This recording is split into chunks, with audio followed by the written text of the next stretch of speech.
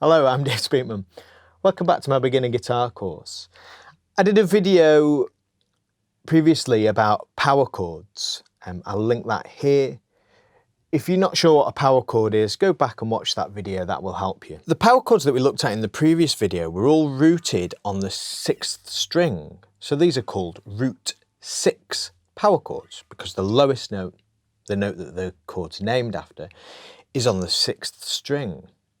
Now to play kind of like a power chord version of Seven Nation Army, which is what we're going to look at now, you play this with the roots on the 5th string. They're called root 5 power chords. Hope that makes sense to you.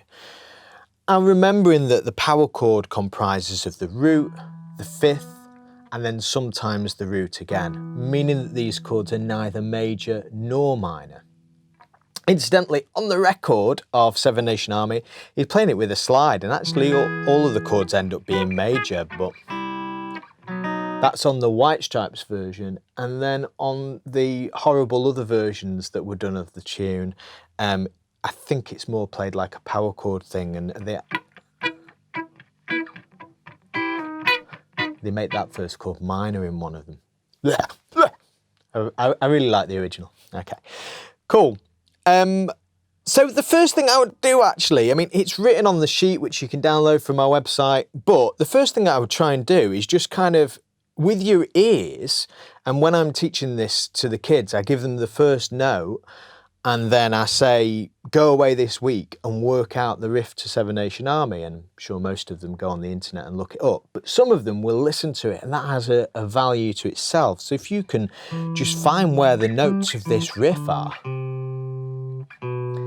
that's going to be great for you. But for the lazy amongst you who can't be bothered to work it out for yourself, it's at fret 7, and then it goes up to 10, back to 7, 5, 3, and then down to 2. Okay?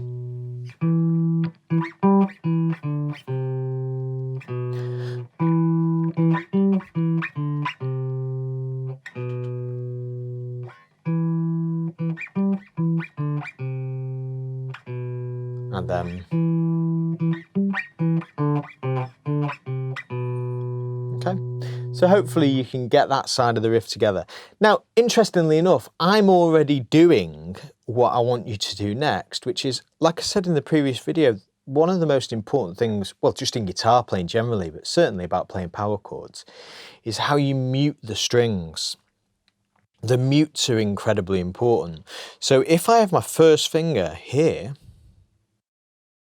at fret 7 on string 5, I'm actually muting the bottom string with the tip of my finger, and I'm muting the other 4 strings with the same technique that we did in the video last time. So it's just gently resting against those strings. So I can actually strum all of the strings. It's not the prettiest sound because I get all of this in it as well, but I can actually strum the strings and get just that one note.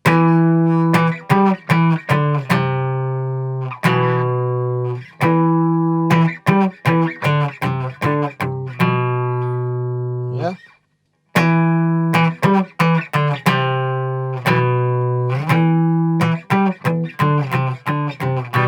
So you could do that a bit slower to start with, and it's just getting each of these notes. Now sometimes you'll find that it'll go like this, and that's because you're pushing down too hard. If that happens occasionally, just once in a while, don't worry too much about it, because obviously you're going to be covering up those notes with notes from the power chord, but it's getting it so that it's more or less right.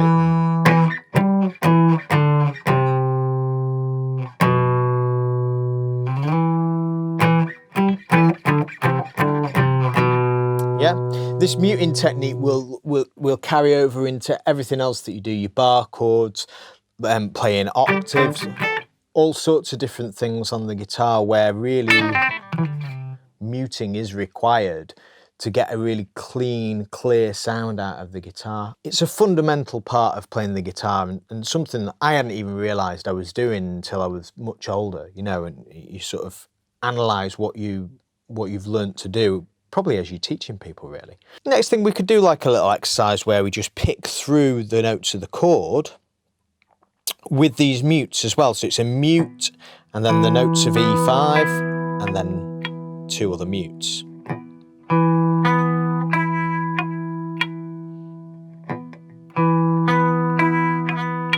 And then we can click through the notes of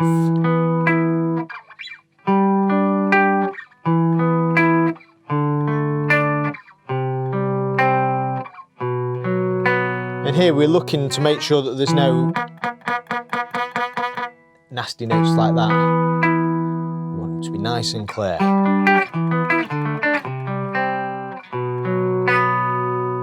Cool. And once you can do that, you should be able to get it together.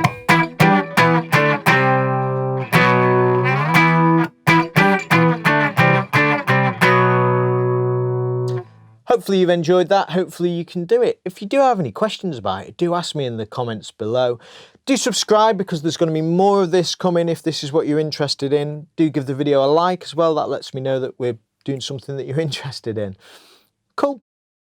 Thanks for watching. As I always say, if you have any questions about absolutely anything, please do ask me in the comments below. Come and follow me on Facebook and Instagram and those other places. Yeah, great. Thank you very much. Bye-bye.